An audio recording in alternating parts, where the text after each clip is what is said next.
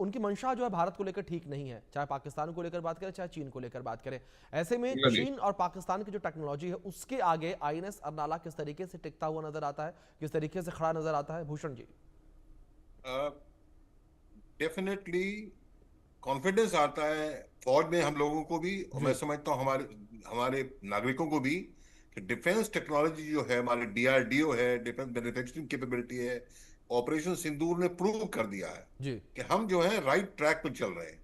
मैं छोटा सा एग्जाम और चीज बताना चाह रहा था। जी अभिषेक जी देखिए, जी ये इसमें कम से कम 10-12 डीआरडीओ लैब्स इसमें काम में आई हैं जी बनाने में। जी गन अलग से है, स्टील मेट्रोलॉजी लेबोरेटरी अलग से है, और टॉर्पीडो एनएसटीएल विशाखापट्टनम अलग से है, सोनार एनपीओएल अलग से है। 10-15 लेबोरेटरीज काम में आई हैं इसको करने के लिए, जी और आती हैं। शिप, जी वॉरशिप बहुत कॉम्प्लिकेटेड सिस्टम है, मिनी मिनी पोर्ट है, सिटी है।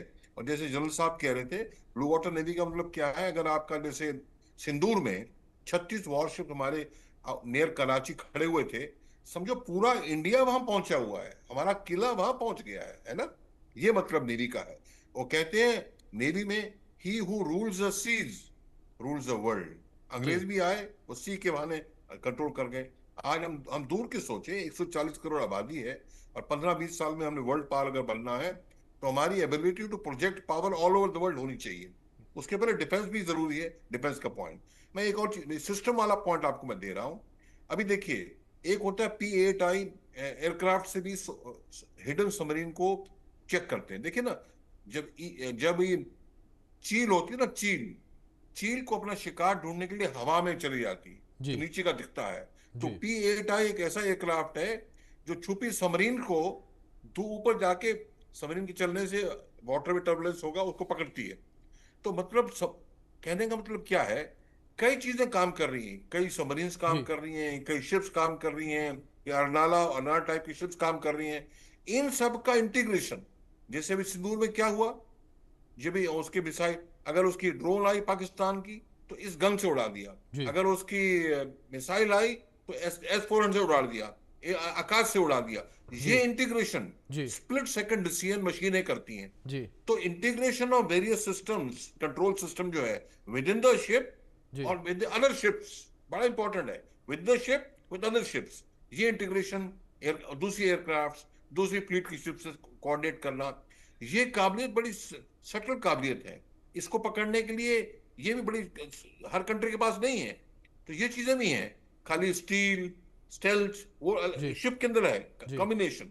तो मतलब ये है कि, पर मैं, मेरे को एक चीज से फिर भी दुख होता है जी कि हमारा स्पीड हमको बहुत बढ़ानी पड़ेगी। जी आज भी 70% हमारा जो है आर्मामेंट हम इंपोर्ट करते हैं। जी ये अच्छी बात है, हम कर रहे हैं। जी और इससे ये, पाकिस्तान तो खैर ठीक है, उसको चीन सपोर्ट करने वाला है।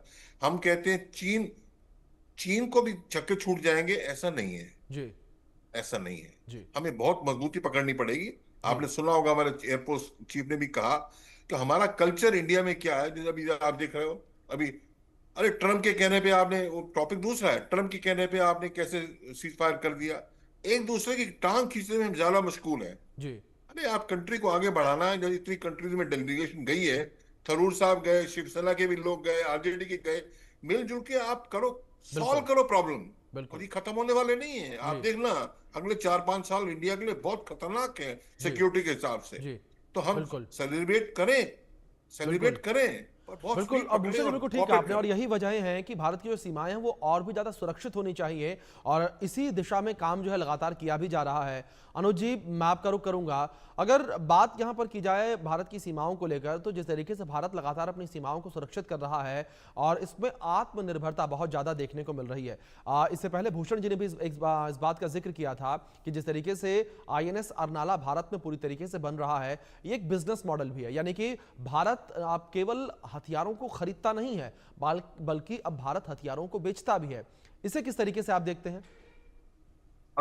विषय यही बात मैंने थोड़ी देर पहले कही थी जी आपको। देखिए, मेरा ये मानना है कि हम लोग एक्सपोर्ट तो कर रहे हैं, जी लेकिन कुछ चीजें, जैसे मान जी लीजिए हमने ब्रह्मोस एक्सपोर्ट किया, फिलीपींस को दिया, वियतनाम को दिया, या और इंडोनेशिया चाहता है उसको लेना।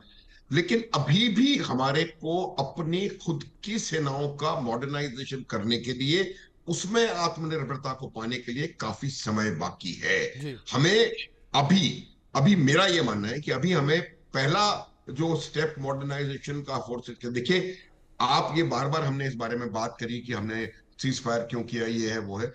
हमको इस बारे में एक चीज और देखनी चाहिए, ऑपरेशन सिंदूर जो है वो एक इंट्रोस्पेक्शन का भी टाइम है, और हमको ये देखना चाहिए कि हमें अपनी स्ट्रेटेजिक कैपेबिलिटी में क्या क्या इजाफे करने की आवश्यकता है, ताकि हम डिसाइसिव बैटल को ऑन ग्राउंड अंजाम दे सकें। इसलिए आवश्यक है दो चीजें, कॉन्टिन्यूअस और rapid modernisation of Indian armed forces, पहला, और दूसरा जी।